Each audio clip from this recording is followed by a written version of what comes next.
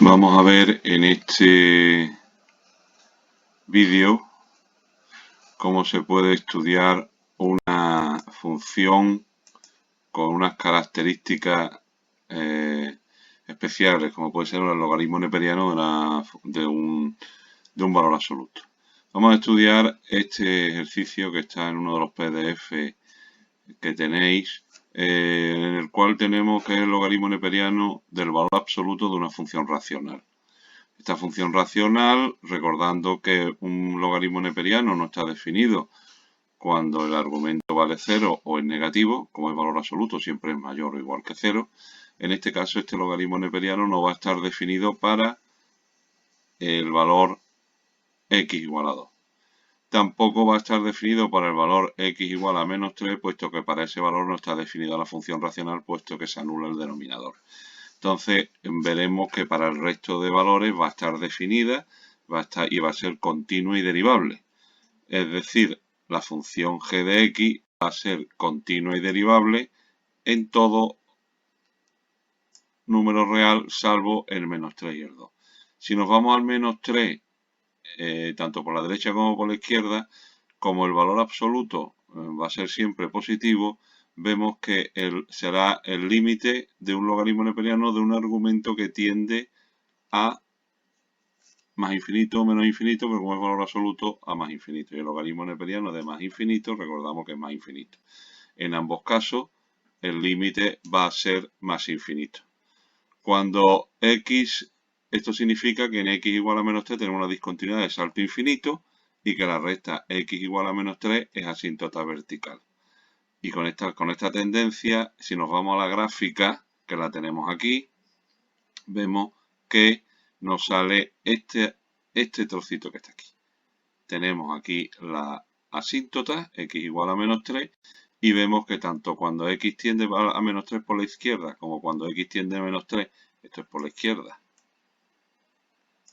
y cuando x tiende a menos 3 por la derecha desde valores más grandes, vemos que el valor de la función se hace cada vez más grande, cada vez más grande, cada vez más grande, y tiende a más infinito.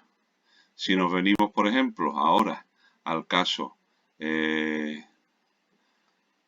igual a 2, que es el que nos quedaba, en x igual a 2, vemos que, recordando que la función logaritmo, cuando x tiende a 0 por la derecha desde valores positivos, tiende a menos infinito, aquí siempre va a tender a 0, el denominador tiende a 1 y el numerador tiende a 0, 0 partido por algo es 0, como el valor absoluto siempre tiende a 0 desde valores positivos, por tanto el logaritmo neperiano de esa función, de ese argumento que tiende a menos infinito, que tiende a 0, pues saldrá menos infinito, tanto por la derecha como por la izquierda. Y tendríamos también que en x igual a 2 habrá una discontinuidad de salto infinito y la recta x igual a 2 es asíntota vertical. Eso en la gráfica nos daría algo así, nos daría este resultado que tenemos aquí. Este resultado que tenemos aquí nos da la asíntota x igual a 2, asíntota vertical, y que cuando x tiende a 2 por la derecha, por la izquierda, que es este, o cuando x tiende a 2 por la derecha, que es por aquí, vemos que la función se hace cada vez más pequeña, tiende a menos infinito en ambos casos. Después, como nos pedían que siguiéramos estudiando ahora más la monotonía y demás, bueno, las asíntotas horizontales, para estudiar las asíntotas horizontales, como la función tiene la misma expresión tanto por la derecha como por la izquierda, no es una función definida a trozos, cuando x tiende a más menos infinito, aplicando las propiedades de los límites, encontramos que esto tiende al logaritmo neperiano de 1, puesto que esto tendería a 1. Nos quedaríamos con los términos dominantes son estos, y aquí partido por x es 1. Y tendríamos que el logaritmo neperiano de 1 es 0. Así la recta igual a 0 es asíntota horizontal bilateral. Bilateral en el sentido que es la misma tanto cuando x tiende a más infinito como que x tiende a menos infinito. Para estudiar su monotonía, lo que tenemos que hacer es ver la derivada. Hacemos la derivada, le da el logaritmo neperiano, la derivada del argumento, del logaritmo neperiano de una función, la derivada del argumento partido por la función. La derivada del argumento como una función racional sería la derivada del numerador por el denominador menos el numerador por la derivada del denominador partido por el denominador al cuadrado, y operando nos sale este resultado que está aquí. vemos claramente que este resultado, que esta es la derivada, vemos claramente que para que fuera 0 tendría que ser el numerador 0, pero como vale 5 nunca puede ser. Eso significa que no hay extremos relativos. Para ver el signo solo hay que ver el signo de la base, del denominador. El signo del denominador, en este caso el denominador, si veis, es una función cuadrática, que sería convexa, puesto que el exponente de segundo grado es positivo.